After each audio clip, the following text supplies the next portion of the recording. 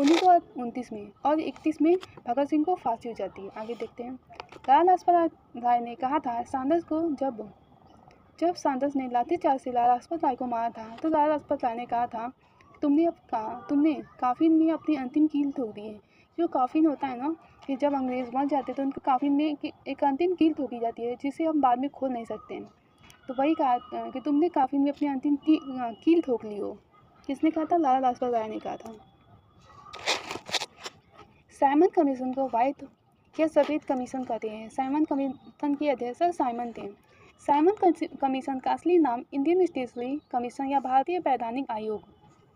भारत में जो सबसे ज़्यादा विरोध हुआ है तो साइमन कमीशन का हुआ है। और हमारा संविधान में भारतीय शासन अधिनियम से 1935 से लिया गया है। 85% भारतीय शासन अधिनियम से लिया गया।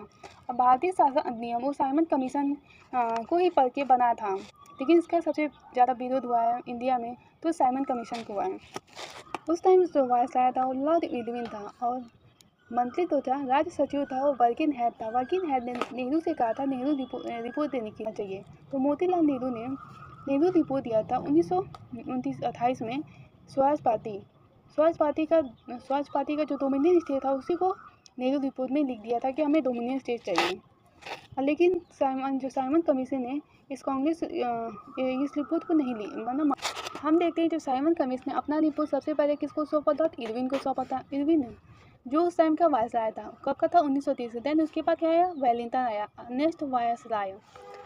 उसने साइमन कमीशन को पढ़ा। उसने साइमन कमीशन के आधार पर भारत शासन अधिनियम 1935 बनाया। भारत शासन का ब्लूप्रिंट को भारत शासन अधिनियम 1935 में बना था, इसलिए 1935 कहते हैं। और साइमन कमीशन का सिफारिश में कौन सा अधिनियम आया था? तो भारत शासन अधिनियम 1935।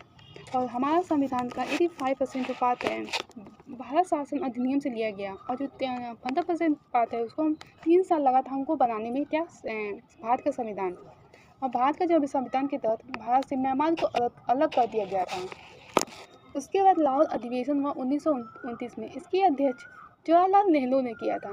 जब डोमिनियन स्टेट की मांग जवाहरलाल नेहरू के पिता कर रहे थे, तो अंग्रेज ने नहीं माना, क्या नहीं, हम डोमिनियन स्टेट नहीं देंगे। उसके बाद जब जवाहरलाल नेहरू लाहौर में अधिवेशन अध्यक्ष बने 1929 में, तो इन्होंने अंग्रेजों से पूर्ण स्वराज की मांग की।